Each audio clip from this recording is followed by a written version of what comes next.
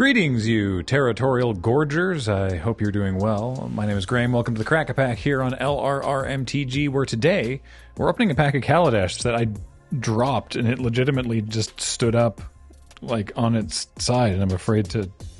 I'm never in my life going to be able to do that again. Yeah, that was... Alright. Cool. Anyway, this was given to us by Garrick at GP Vancouver. Gosh, when was that? Like 2018. Oh boy. Well, hey, thank you. That's Garrick, not Garrick, not the Planeswalker. This was a human being named Garrick. Thank you. Let's open some Kaladesh.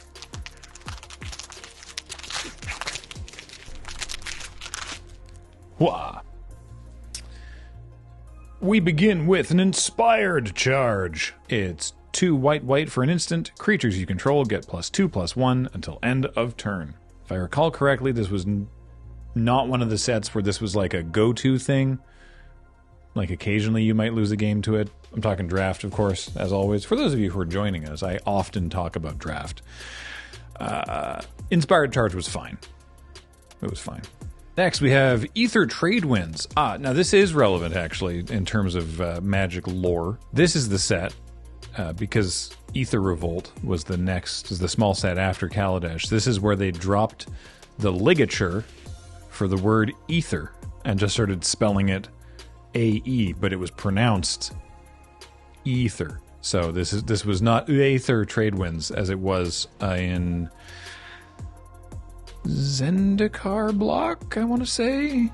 It was printed. This was a reprint, Ether Trade Winds. It's 2 and a blue, return target permanent you control and target permanent you don't control to their owner's hands. And I don't remember exactly when that was printed originally, but I think it was around Zendikar block. And the point being, Magic used to use the AE ligature, and now they don't.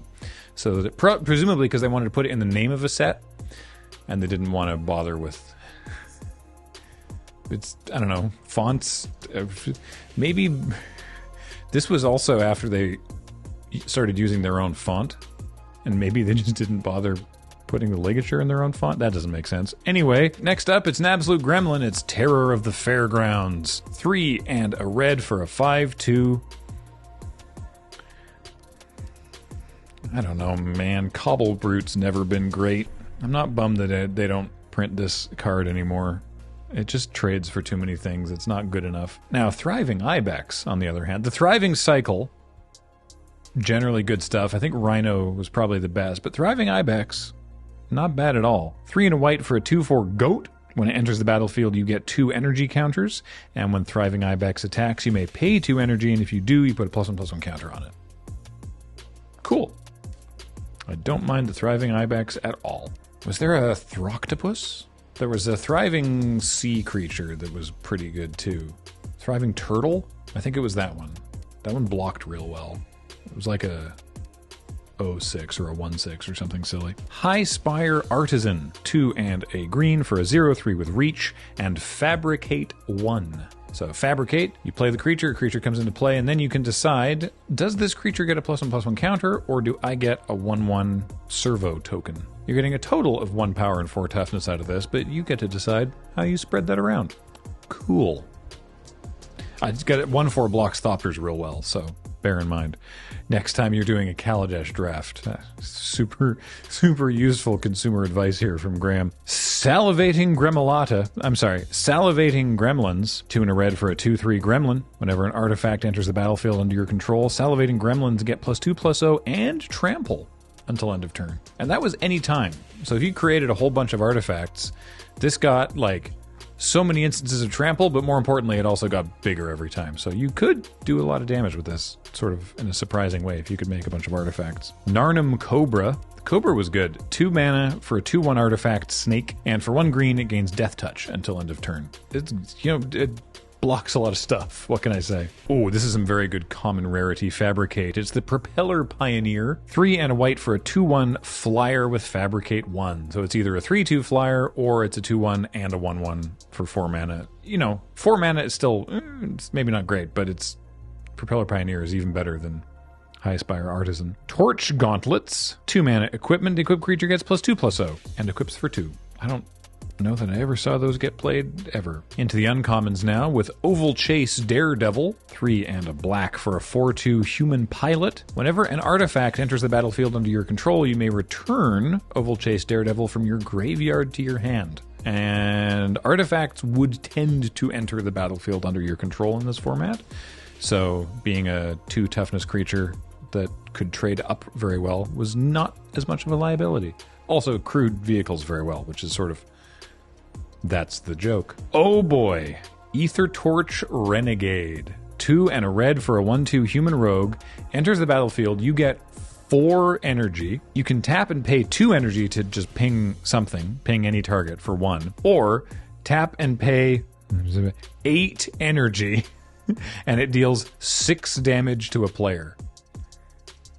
Sometimes that could win you the game. Ether Meltdown is next. 1 and a blue for a flash aura. Enchant creature or vehicle. Remember, this is the first set with vehicles in it. Ether Meltdown enters the battlefield. You get 2 energy, and the enchanted permanent gets -4/-0. Which, if that was a creature, would also prevent that creature from being able to crew, because you need power to crew. So, yeah, and you just sort of get bonus energy out of it.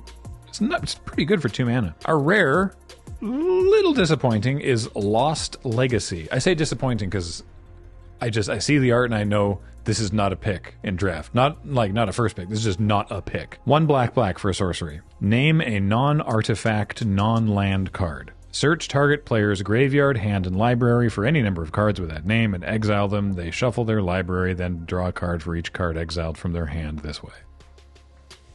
Surgical extraction effects are just not.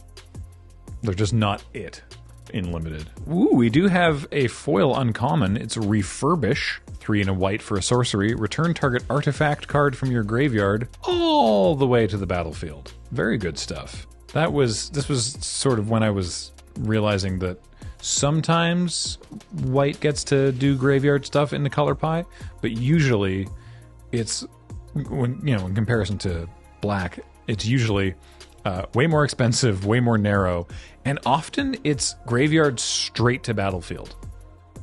Whereas black tends to do, they have to take a detour in your hand. We also have a mountain and an ad card that says that you can read the story online. Oh, it's an ad for Magic Duels. I did like Magic Duels at the time. Play for free now on your favorite device. What's your favorite device? Sound off in the comments. This pack is worth a rather disappointing $1.72. Mostly disappointing because $1 of that is this foil refurbish. So shout out to you, Commander players, I guess. And that's usually why random draft uncommons have value. Were I first picking this in draft... Oh, it's Ether Torch Renegade, for sure. It's just get big energy, and maybe ping something, and possibly dome your opponent for 6. But there's actually a bunch of good picks for draft in here. So, it's a great pack for draft, not, if you're opening it to, I don't know, get value out of it. I'm a little surprised to see foil refurbish at $1, but hey, why not? Thanks again to Garrick from GP Vancouver. That's going to do it for the Crack-A-Pack today. Thank you all so much for joining me, as always. If you want to send us a pack, you can do so to the address on your screen, or you can support us directly monetarily at our Patreon at patreon.com/loadingreadyrun. But ultimately, you're supporting us the best by being here and watching. And I did that in a funny voice, but I'm actually quite sincere about it. It's just, it's the internet. We all have trouble with sincerity. I'm Graham. James has been here on Tech. Matt edits these. Jordan helps out with that. Heather gets them online. Thank you all so much for watching and listening, and we'll talk to you next time.